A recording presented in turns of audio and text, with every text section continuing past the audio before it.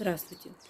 Сегодня я буду касаться именно у нас стихий воды, знаков, которые у нас именно в этой стихии обитают. Это у нас раки. И как я уже говорила в предыдущих видео, я рассказываю только свое видение. То есть как я вижу именно этот знак. Итак, раки. Очень интересный знак. Сочетание для меня двух, в принципе, неподходящих таких натур. С одной стороны, это абсолютные хозяева, хозяйки, да, которые сделают все для дома, будут натирать, мыть, готовить, все делать. С другой стороны, это люди, как я говорю, карьеристы, да, вот, то есть, которые могут достигать в карьере очень-очень много. Они все время в общественной работе куда-то, они все время движутся, они всегда хотят что-то вот достичь, успехов, при этом помогают другим, то есть они все время вот в этом движении. Но время от времени они устают, и для меня как прячутся такие, знаете, вот прячутся в уголочке в своем. Так вот, знаете, зонтичек сделали, и вот я там. Не трогайте меня. То есть это вот к ракам как раз относится. Это то, что я вижу с раками связанное. Еще они слишком много отдают. Вот это они любят. То есть именно отдавать.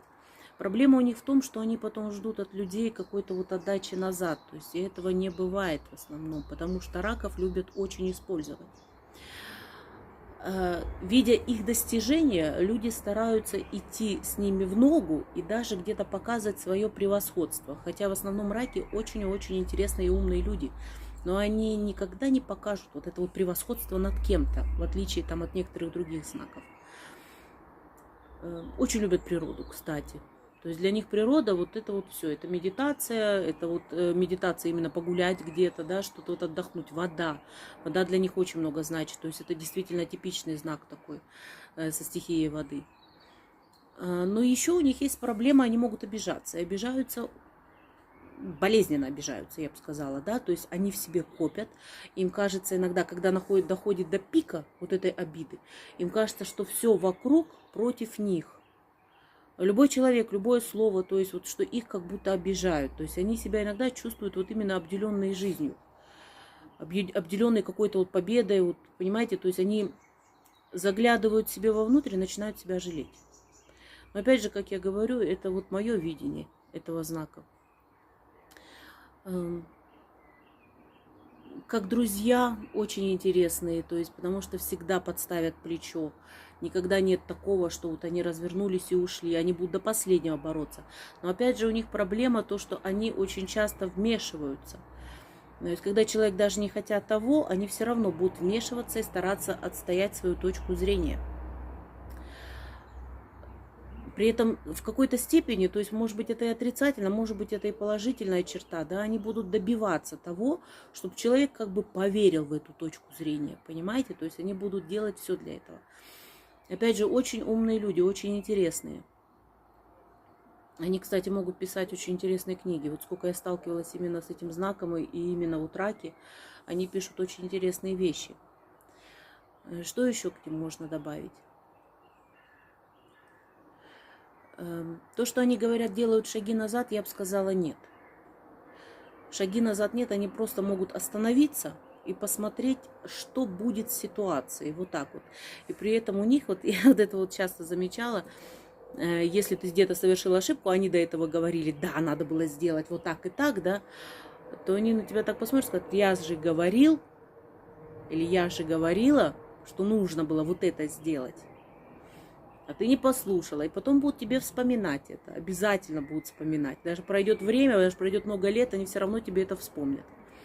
Но опять же, я возвращаюсь к тому, что они очень хорошие мамы, они очень хорошие папы. То есть они люди, которые вот отдают последнее. Да, вот это вот все. Иногда в ущерб себе отдают. То есть у них вот эта вот душа открыта, у них на самом деле есть.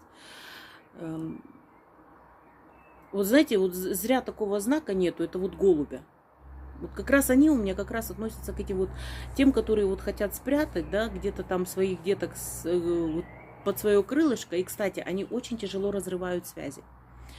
Они будут вспоминать о связях, то есть они будут жалеть, они будут переваривать в себе, может быть, где-то в них ошибка, то есть они будут это все время крутить, не понимая того, что жизнь такая штука, то есть и тут хочешь не хочешь, а получаются такие вещи.